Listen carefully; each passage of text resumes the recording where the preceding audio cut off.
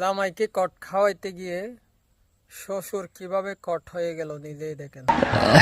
জামাই, আমি বলছিলাম যে আসছে তো মেলা দিন হয়ে গেল, সমস্যা না কোনো সমস্যা নাই। জামাই আসছে শ্বশুর বাড়িতে, সমস্যার কি আছে? বলছিলাম তোমার ব্যবসা বাণিজ্য আছে না, ক্ষতি হয়ে যাচ্ছে না?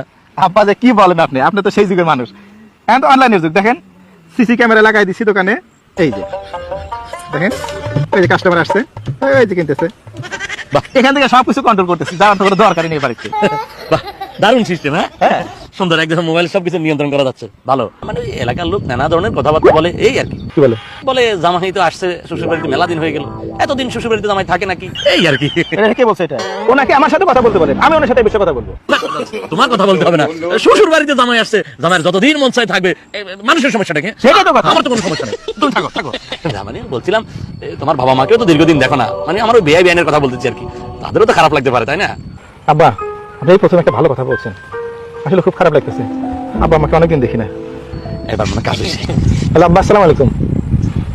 অনেকদিন আপনাদেরকে দেখি না, খুব খারাপ লাগতেছে। না না, আমি আসবো কেন? আপনি মাকে নিয়ে আমার শ্বশুর বাড়িতে চলে আসেন, মাঝখানে সাইকেল ভালো লাগে। হ্যাঁ চলে আসেন, আজকে চলে আসেন, চলে আসতেছেন আব্বা মা। বাড়িতে আর কেউ নাই?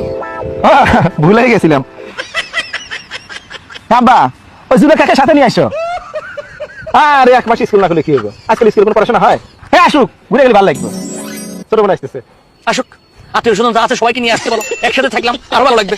भाई मारो मुझे मारो मारो मुझे मारो